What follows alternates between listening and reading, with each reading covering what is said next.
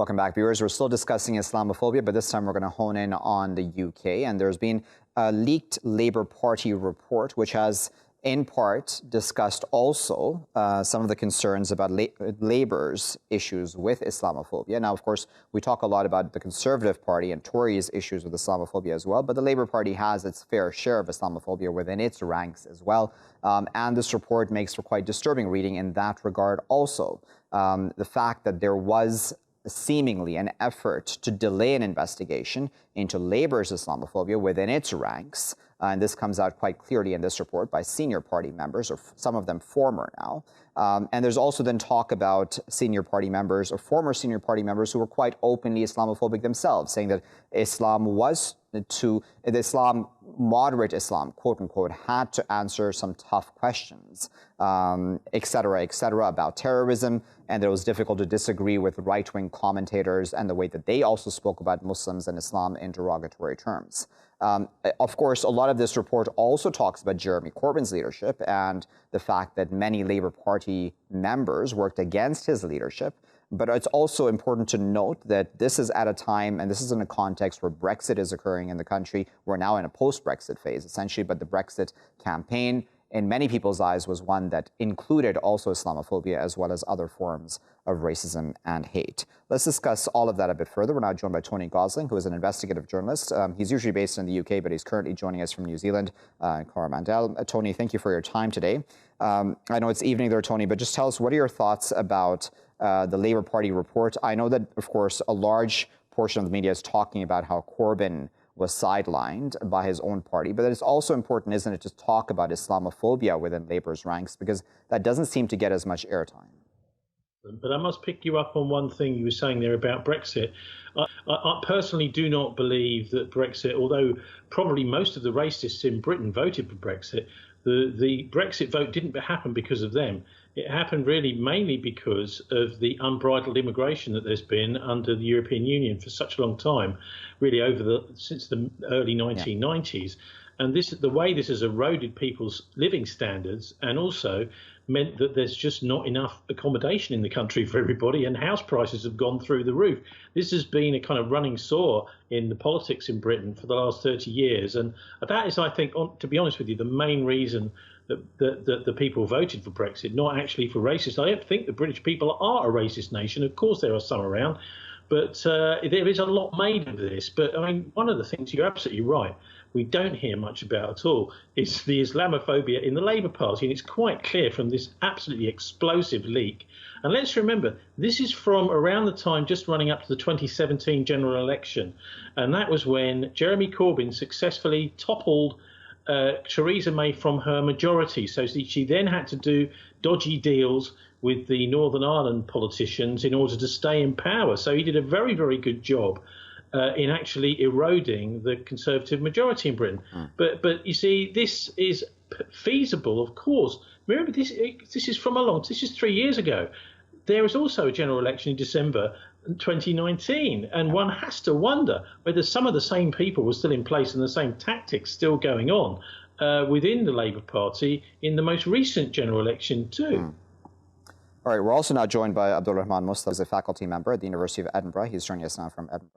Hey, Abdul Rahman, thank you for your time today. What are your thoughts about Islamophobia within Labour's ranks and what's been released in this report? There's a lot of talk, as I said, about Corbyn and how he was sidelined, but it's also important, isn't it, to discuss the fact that Labour had a hard time really coming to terms with Islamophobia within its ranks?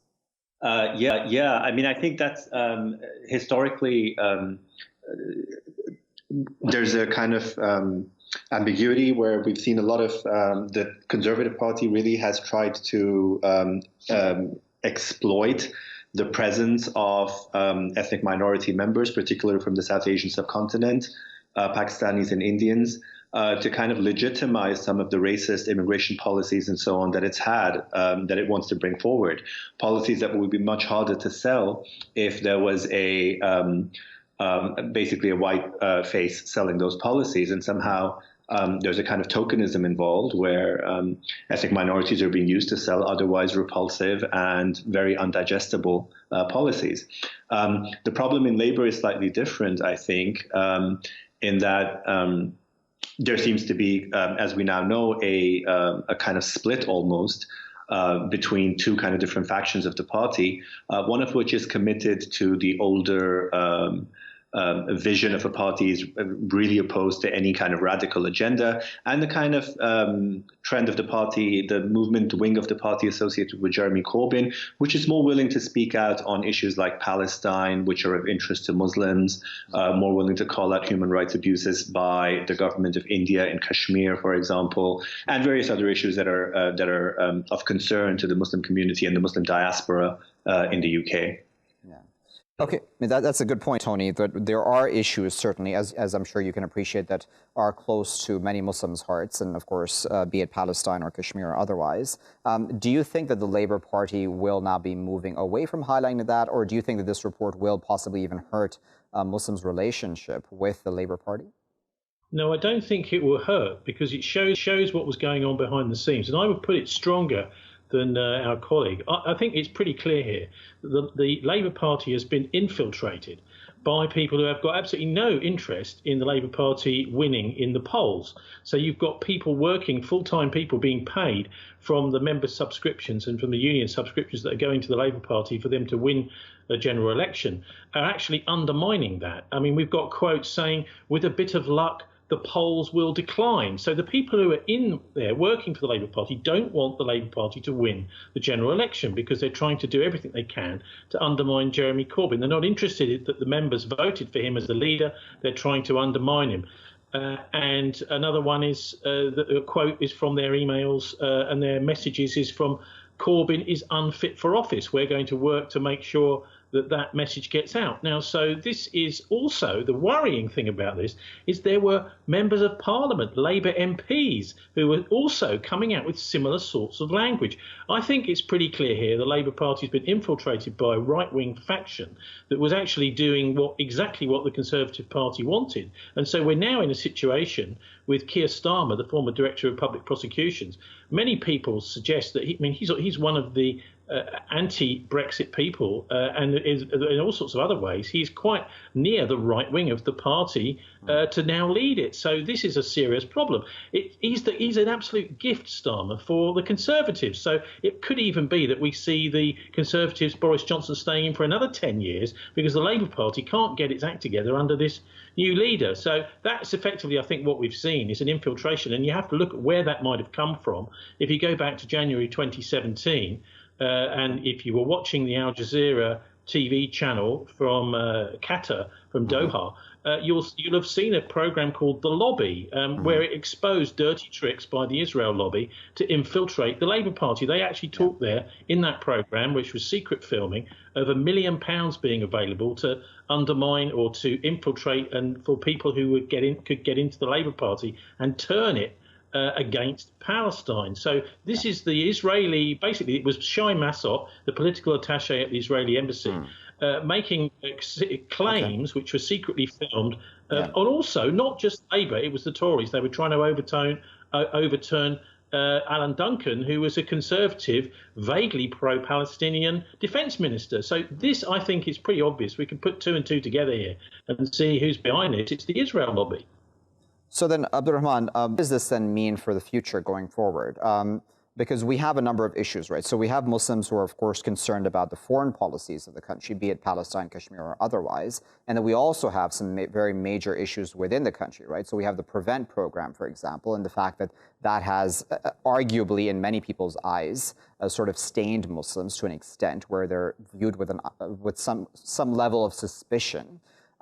Do you think that things are about to get worse, or do you think that there'll finally be somebody who will actually look within and reflect, and hopefully policies will be smarter going forward? I think you're right. There's a mixture of international and domestic issues. So internationally, of course, the diaspora is always going to be concerned about issues like Palestine, Kashmir, largely because many of them are still, we still have first-generation migrants from those countries, right, in the millions spread out across the world, because in the case of Palestine, for example, or Kashmir, they're literally not allowed to go back to where they were born. So there's that issue. But let's just look more recently at what's been happening. The line between domestic and international is really blurred now, right? So when you have something like COVID-19, it's fascinating in some ways to see the response of the British government, which has managed to charter planes to bring back UK citizens from all across the world, and yet has been really dragging its feet when it comes to bringing back British citizens who also happen to be visiting Pakistan during this crisis. Mm-hmm. So the response between the rate at which Pakistani British citizens and others have been brought back from other countries in the world is really, really striking. And there's been a distinct lack of, voices from the Labour Party calling the government out. There have been a few, Emily Thornberry, et cetera, but really the level of, attention that this issue deserved has just not been there. Once again, we're already seeing politicians in the UK starting to talk about how certain practices of the Muslim community make that community more vulnerable to infection and thereby pose a greater risk to the UK. So once again, we're seeing this demonization of a minority, of a religious minority, in the same way that we've already seen in India, where there's already an established trope with the media and the politicians involved in suggesting that Muslims somehow live in unsafe ways and thereby expose themselves and other communities in the country to infection and to physical risk. This is how demonization happens. And unless people stand up and take a very strong line against that, which we haven't seen so far, I don't see any kind of a very positive outlook for the future, really.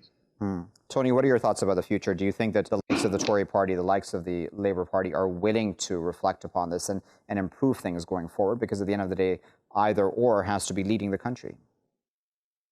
Well, look, many people have looked to the Labour Party to, I suppose, temper some of the more extreme measures. My colleague's absolutely right about the Prevent programme being Islamophobic. In fact, in the city where I live in the UK, in Bristol, the leading party, the Liberal Democrats, basically said we refuse to implement this programme until it's completely rewritten. And so they did. They spent a couple of months rewriting the programme before they allowed Prevent to be actually implemented by the police and by the authorities in our city, which I'm very proud to say.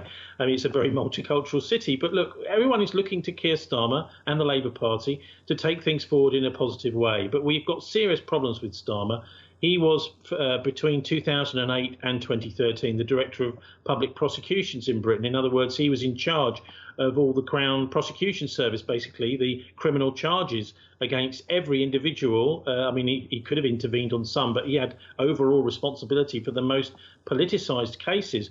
And it's quite clear that Jamil Rahman and Bijan Mohammed and some others as well, who basically had brought to the police's attention the fact that they had been tortured by the security services, the British security services in other countries, and brought those prosecutions in the British courts. Starmer stopped those prosecutions. So he could have exposed the Islamophobia within the British security services like MI5, MI6, but he refused to do so. And that's why many people are pointing the finger to him and saying, well, look, this guy looks more like an establishment stooge than somebody who's actually going to do something about the rampant Islamophobia, which effectively Britain, as part of the war on terror, has been part of with the United States in a similar way, I have to say. And few people talk about this, but it is rather similar to the anti-Semitism we had from the Nazis in the 1930s. We've seen a ramping up of Islamophobia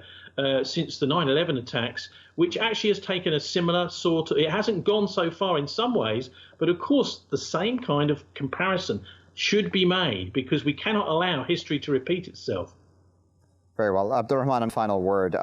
What are your thoughts about, again, looking to the future going forward? At this point in time, what does accountability then look like, right? Because we've also had the Tory party being hesitant to sort of come out and talk about its Islamophobia within its ranks. But do you think that this sort of leak will push both parties to finally be honest about this, or do you think this will all just be covered up and hushed up?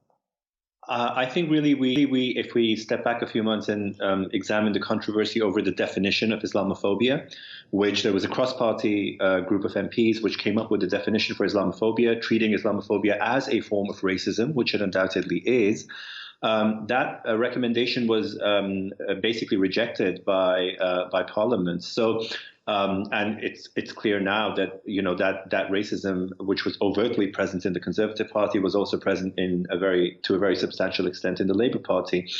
I think until we come to terms with what Islamophobia is and how implicated many people in power are, and how there's a kind of institutional racism, institutional form of Islamophobia, we're not really going to get a scale of the problem, and we're not really going to be able to address it very well. So to address the problem, we first have to get some sense of what the problem is. Yeah. And while there are people denying that Islamophobia is a form of racism, is a form of prejudice, I really don't think we can address the problem in the way we would want to. Very well. We'll leave it there at that, but we appreciate Rahman and Tony for their time today and, of course, for the insight and context that they've provided. It's important to discuss Islamophobia or any other form of racism and hate, really, out in the open. It's important to have that sort of admitted, right, to have that entire reality put forth in front of the public or even to the party.